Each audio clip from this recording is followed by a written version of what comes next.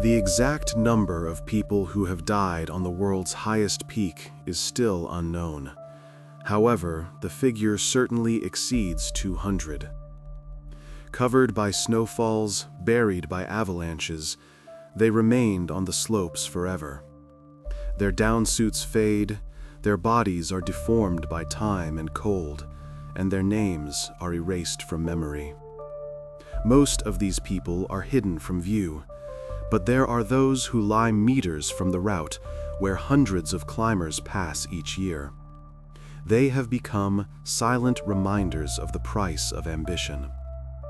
Their remains have become part of mountaineering culture. They are given nicknames, distances to the goal are measured by them, and rituals of silence are built around them.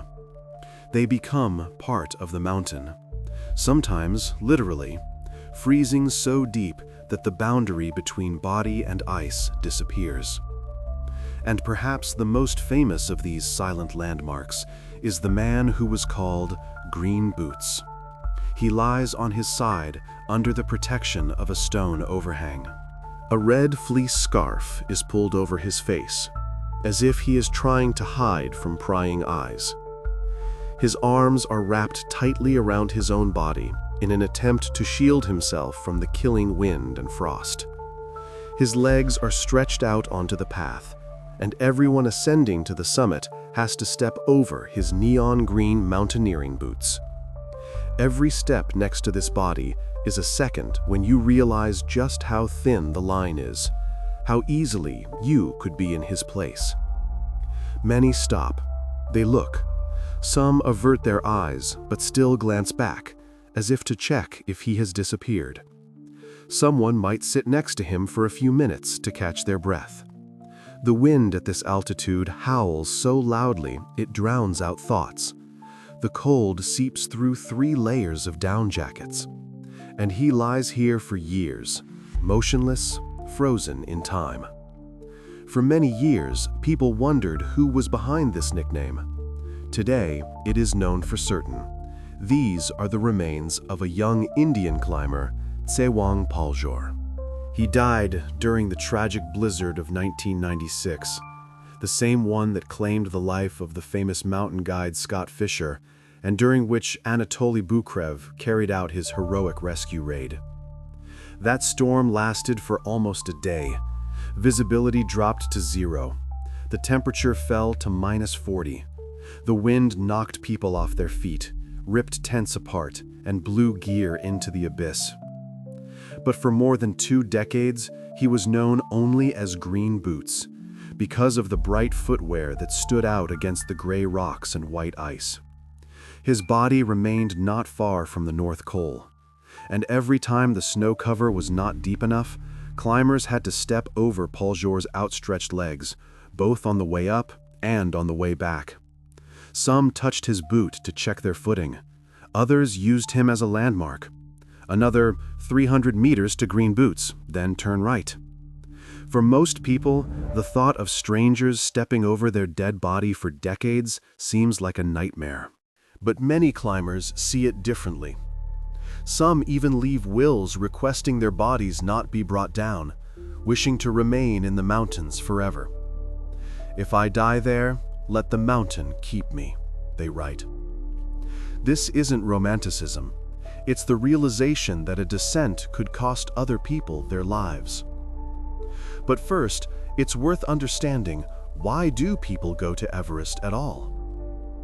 Since 1953, when Sir Edmund Hillary and Tenzing Norgay first reached the highest point on the planet, the mountain began to lose its aura of inaccessibility and mystery.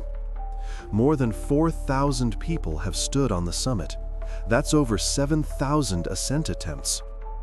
All of them left traces behind: trash, waste, broken oxygen cylinders, torn tents, and sometimes their own bodies. Everest has turned into the planet's highest garbage dump and its highest cemetery. For Sherpas and other mountain guides, the reason is simple. It is a high-paying job. In one season, A Sherpa can earn as much as his family might not see in several years of hard labor in their village. But the price of this money is constant risk. Every ascent is like a game of roulette. For others, the motives are varied. Professional climbers view Everest as the most important achievement of their careers. But every year, more and more casual people, far removed from mountaineering, appear on its slopes. Each of them is pursuing personal goals. Some want a checkmark in their biography, to casually drop at parties later, "Yes, I stood on the roof of the world." Some seek career advancement, for example in the Indian police and army. Conquering the summit can lead to promotion, open doors to elite units, and bring a new rank. And a huge number of modern Instagram climbers strive for the summit for social media content, to gain recognition, collect likes, and monetize their popularity. Captain Manmohan Singh Kohli, leader of the first Indian expedition, speaks of it this way. "Today, climbing Everest looks like a big joke. It's completely unlike the old days, when it was about adventure, challenge, exploration. Now, it's just a physical ascent with the help of other people, like Sherpas. The real challenge today is to climb Everest and not tell anyone about it." However, one should not think that with the development of technology and commercial mountaineering, Everest has become an easy stroll. Many have fallen into this trap, and it ended tragically. Modern gear does not cancel out the main dangers. Lack of oxygen destroys the brain. The cold kills in minutes without protection. And fatigue accumulates to the point that on the descent, your legs simply refuse to obey.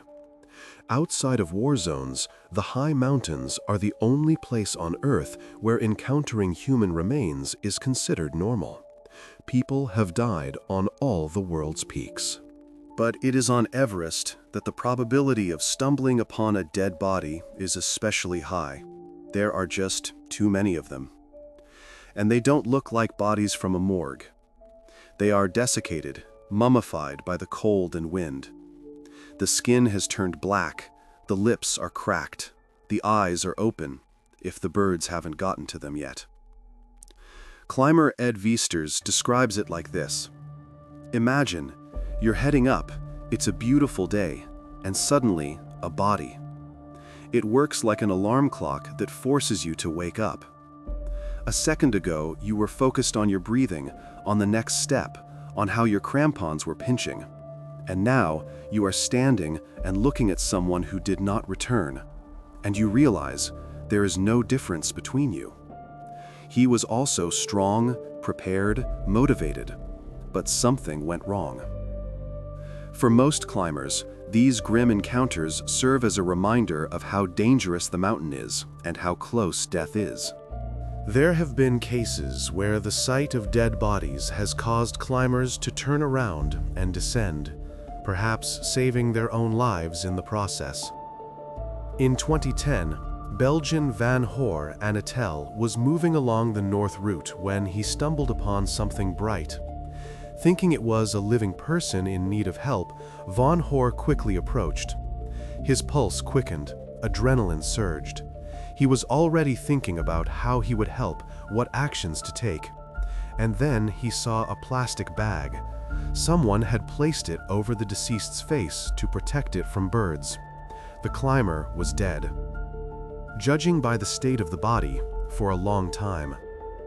"It felt wrong to continue the ascent," the Belgian recalls. "At some point, I saw myself lying in that spot. It just overwhelmed me. I couldn't get it out of my head." Van Hoor would almost certainly have reached the summit. The weather was good, he felt strong. But he made the decision to turn back. He descended alive.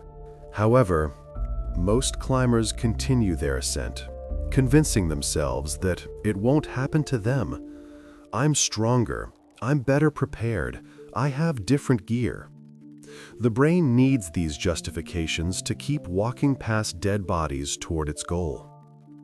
Sometimes, such encounters are personal. Sherpa Charing Pandey Bote was a good friend of Scott Fisher, the mountain guide who died in the 1996 disaster on the south side of Everest. Fisher's body remained in view for many years. Every time he passed by, Charing knew.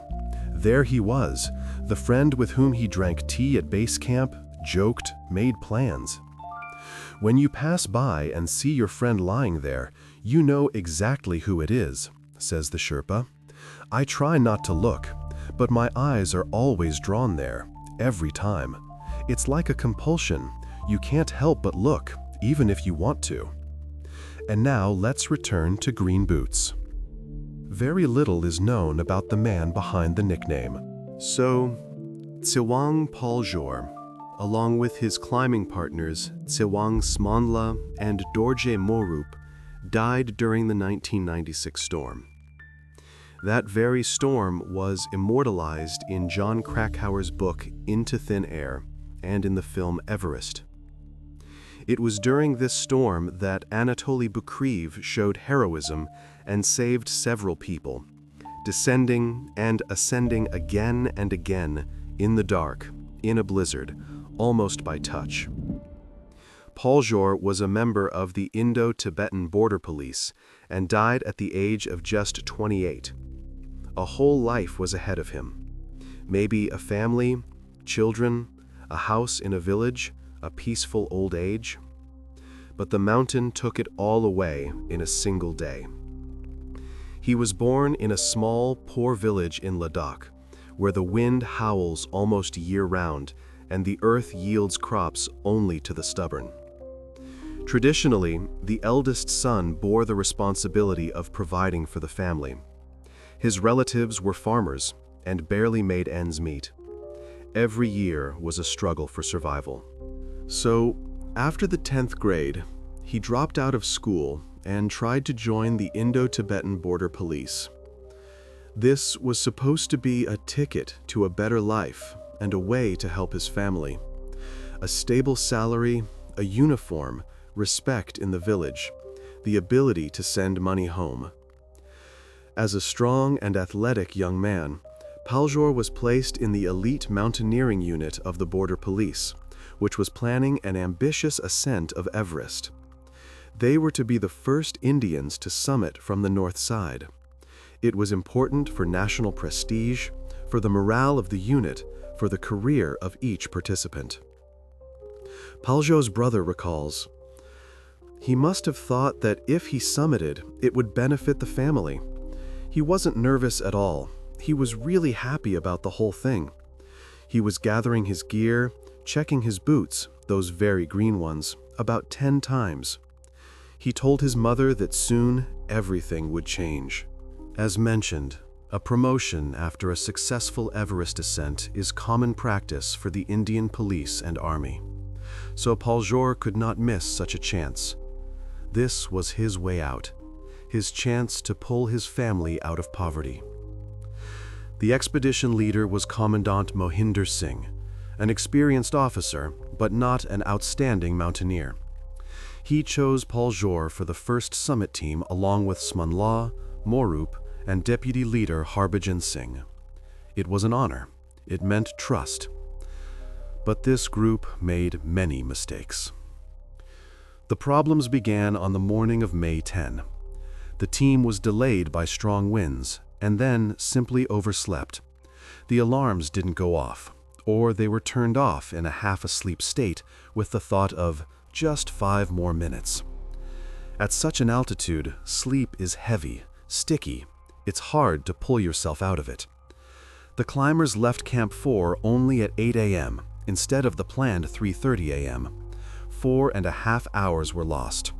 On Everest, that can mean the difference between life and death. Given the catastrophically late start, they decided to climb as high as possible and fix ropes, but not to attempt the summit. They would have to descend in the dark, which meant certain death. There simply wouldn't be enough daylight for a safe return. A sensible decision.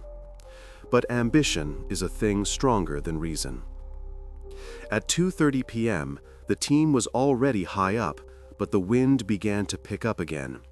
Snow whipped their faces. Visibility was dropping. Singh gave a strict order: turn around at 2:30 p.m., 3 p.m. at the latest. This was the boundary beyond which danger began. However, Harbhajan was lagging far behind his comrades. His legs moved slowly. His breathing was labored. When he signaled for them to stop and begin the descent, they either didn't see him in the worsening blizzard or ignored him. Watching them move farther and farther away, the frostbitten Harbhajan Singh made the decision to descend to Camp 4 without them. His fingers were barely responsive. His face burned from the cold. The leader suspected that the men had been gripped by so-called summit fever, a state where, due to lack of oxygen, a person loses the ability to think clearly and may continue moving toward the summit no matter what. The brain stops processing risks. Only one thought remains: up, one more step, and another. And then, at 3 p.m. that same day, the radio in the camp hissed to life. Singh's heart skipped a beat. It was Smanla. "Sir, we are heading for the summit," he announced. His voice sounded strange, too calm, almost detached. The commander shouted into the radio, trying to be heard over the static and wind. "No! The weather is bad! Turn back! You won't make it down before dark!" But Smanla ignored the warning and passed the handset to Paljor. "Sir, please let us go up," Paljor said. There was a plea in his voice, almost a beg. He was so close to what this was all for.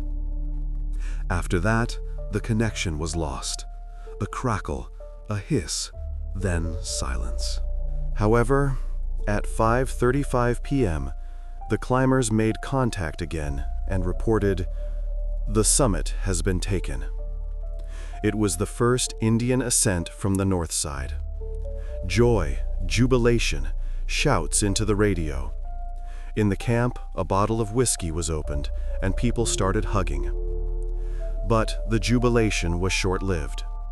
Very soon, the famous blizzard of 1996 began, claiming the lives of many climbers, including well-known ones like Scott Fisher. The wind intensified to hurricane force. The temperature plummeted. Visibility dropped to 0. It became clear to everyone: the men needed to be rescued. But how? To ascend in such weather was suicide. According to the official report, at 8 p.m., Leader Singh asked a Japanese commercial expedition from Fukuoka for help. 2 climbers from the team, Hiroshi Hanada and Isuke Shigekawa, were at a high camp ready for their own summit attempt. The leader of the Japanese team contacted his men by radio, explained the situation, and told Singh that the Japanese climbers would do everything possible to help the stranded Indians. The Sherpa interpreter assured him on his own behalf that the Japanese would treat this crisis as their own. Singh breathed a sigh of relief. Help was on the way. By morning, the storm had subsided, and the Japanese were able to move toward the summit.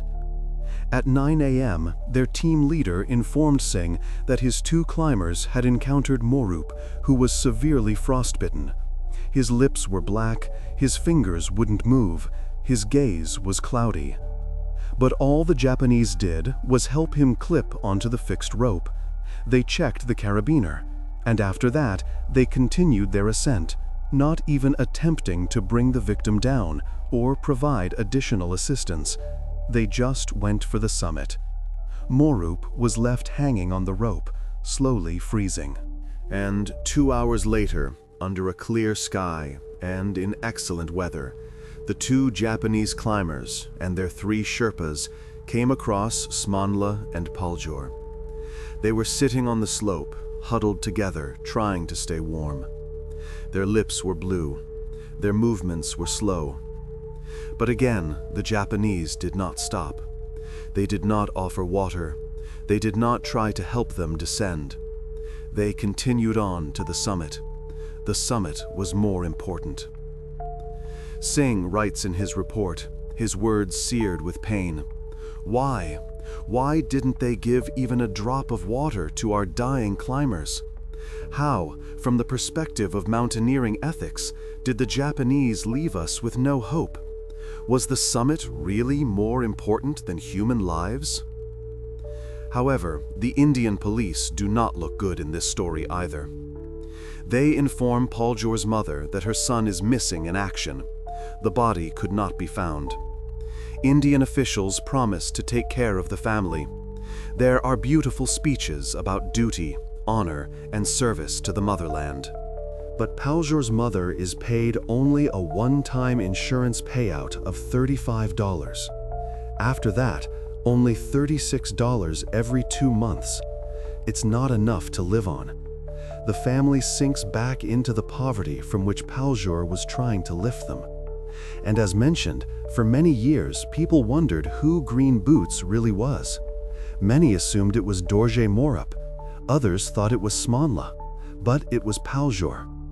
The place where he lies is called Green Boots Cave. It is a small shelter at an altitude of 8,500 meters, protected from the wind by an overhanging rock. It has become a resting place for climbers on their way back from the summit.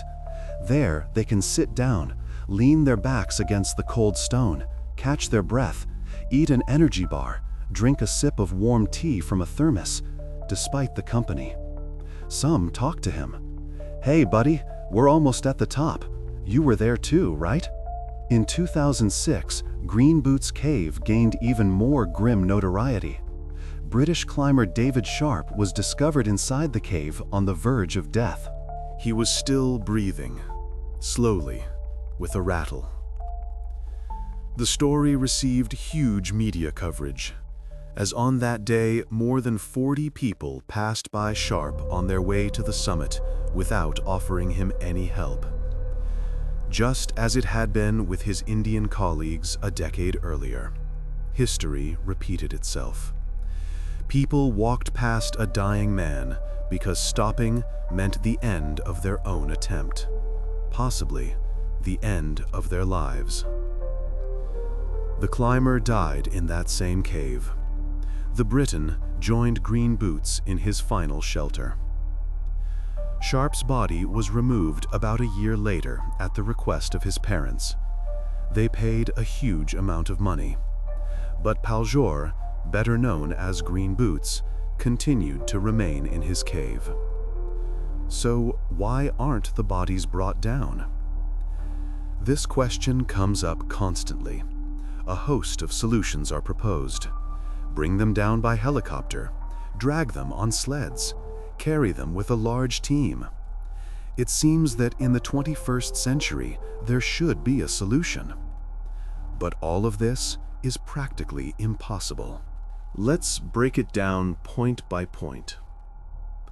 Helicopters fly to a maximum altitude of 6,000 meters, and only in perfect weather, with no wind and with a minimal load.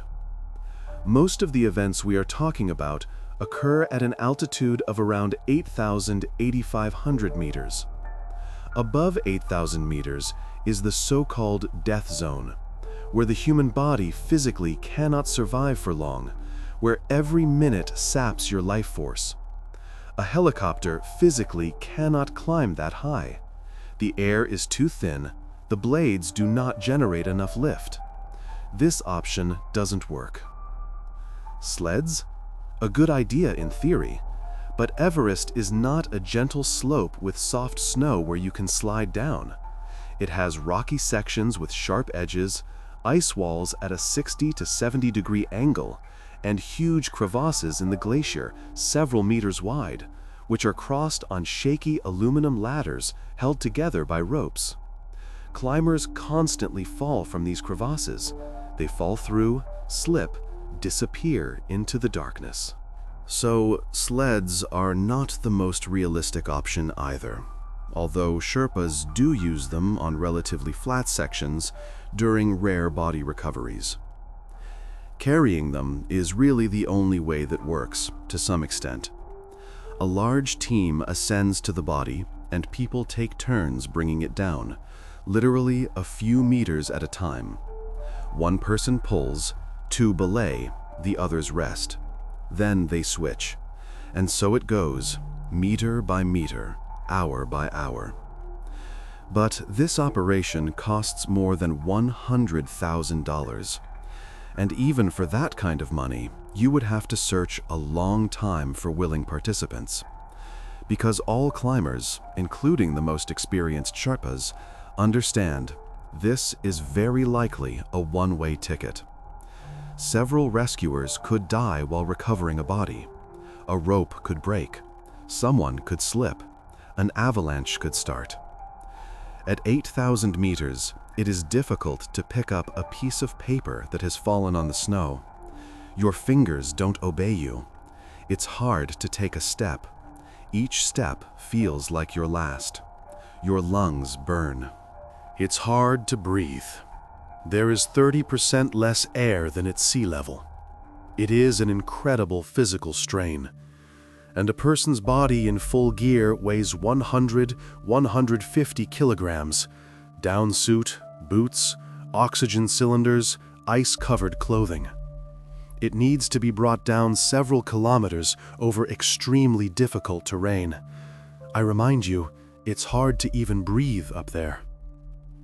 Plus, bodies that have been lying there for a long time freeze into the ice, becoming part of the slope. Paul Jour lay there for more than 20 years. The ice fused with his clothes, with his skin. Tearing him from the rock is practically impossible. It requires hours of chipping away with an ice axe, literally prying him out. And at that altitude, every swing of an ice axe consumes a huge amount of energy. That is why such a large number of dead bodies remain on Everest and other 8,000ers. Bringing them down is incredibly difficult, almost impossible. The brother of the deceased climber, Paul Jour, Nindi, remembers the moment he first saw photos of green boots on the internet. It was by chance. He was looking for information about his brother, wanting to learn something, anything. I discovered that they call him Green Boots or something like that. I was very upset and didn't want my family to find out. My mother wouldn't have survived it. Honestly, it's really hard for me to even look at those pictures. I see those boots and I realize he was the one who chose them in the store, tried them on, was happy with the purchase. And now that's how he's identified. I feel helpless. But were there really no attempts to do something? There were. There is the story of the tragic ascent of Frances Arsentive and her husband in 1998. The last people to see her alive were climbers Ian Woodall and Kathy O'Dowd. They found her on the slope. She was still breathing, still talking. "Don't leave me," she whispered. But they didn't have the strength to bring her down. They could barely stand on their own feet. This encounter shook them so much that they vowed to return and bring her body down. But it took time. Frances's body was nicknamed Sleeping Beauty. It also lay near the path, and climbers passed by her for years.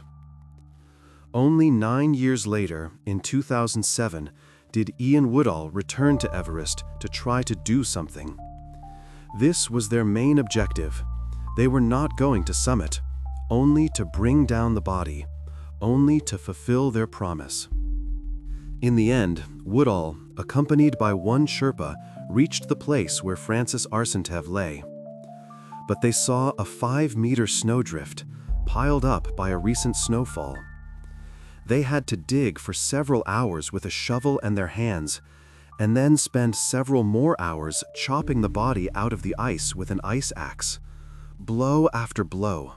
Their hands shook with exhaustion. Their breathing was ragged. "It was the hardest thing I have ever done," comments Ian. "Much harder than reaching the summit. You go to the summit with adrenaline, with a dream. But this was just hard, terrifying work. You realize that you are digging up a person. But all they managed to do was cover Frances's body with an American flag and try to push it into a crevasse where her husband had supposedly fallen. She only fell a few meters and got stuck. The woman's body is still visible from the path. However, at least now, climbers heading for the summit do not have to step over it. That's something. After reading about Ian Woodall's efforts on the internet, Green Boots' brother, Nindy, contacted him by email. He wrote a long letter about his brother, his family, about how hard it is to know that his body is lying up there. But Woodall had already spent all his savings on the operation with Frances. And the Indian man did not have a spare $70,000. Where would he get it? In a village where people live on $1 a day? However, Ian Woodall learned something about the circumstances of that expedition through his connections in the mountaineering community.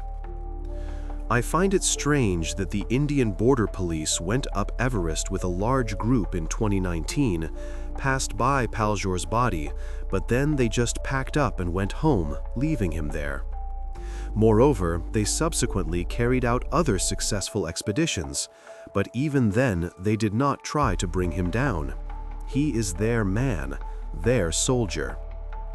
In response to this, the Indian Border Police officially state that it is likely not Paljor, so they are not going to bring him down.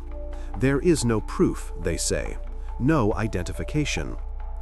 However, hand on heart, they know.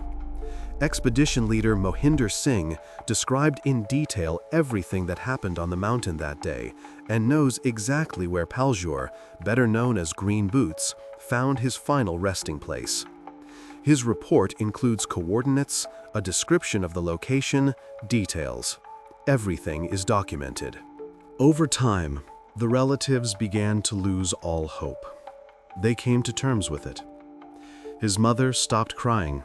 There were no more tears. But this story had an unexpected ending. In 2014, the body of Paljor, or Green Boots, if you will, disappears from his cave. Climber Noel Hanna discovered this in May 2014 while ascending Everest on the North Route. He had prepared himself for the encounter with Green Boots. He had read about him, seen photos, knew where he lay. And he noted with surprise that Green Boots' cave was empty, completely empty. Only tracks in the snow, a few scraps of fabric. Moreover, many of the bodies on the north face, on the section sometimes called Rainbow Ridge because of the bright downsuits of the deceased climbers, had also disappeared, as if someone had gone through and cleaned up. The climber calculated. Previously, you could see up to 10 bodies on the way to the summit, but in 2014, he counted only 2 or 3. I was 95% certain that Paljor had been moved or buried under rocks, says Noel. But by whom and why? It was completely unclear who had done it. Nepal, which often organizes body recoveries for a fee, knew nothing about it. Neither did the relatives of the deceased. No one had ordered an operation. No one had paid. Climber Noel Hanna suggested that it could have been done by a Chinese expedition that had come from the north side of the mountain. The Chinese had both the resources and the motivation to clear the route before an important ascent or simply out of respect for the dead. It was 5 weeks before my ascent. During a formal dinner with a Chinese delegation in Kathmandu, I suggested to the officials that they move the bodies. I said it was the right thing to do, that it was necessary. Apparently, no one had ever pointed this out directly to a responsible Chinese government official before. They listened attentively, nodding. They promised nothing. However, China never gave any official confirmation. No press release, no statement, no mention in the media. It's a very Chinese approach, says Noel, who often works with Chinese teams and knows their mentality. They don't talk about what they do, and they don't want publicity. They did it, and they keep quiet. No glory, no rewards, just work. After this news, Paljor's relatives told journalists that they felt immense relief. His mother smiled for the first time in years. "Maybe now he is finally at rest," she said. One can only hope that Green Boots has truly found his long-awaited peace, that he no longer lies on a path trodden by strangers' feet, that the mountain has accepted him, not as a landmark, not as a warning, but simply as a man who wanted to change his life, and paid for it with everything he had.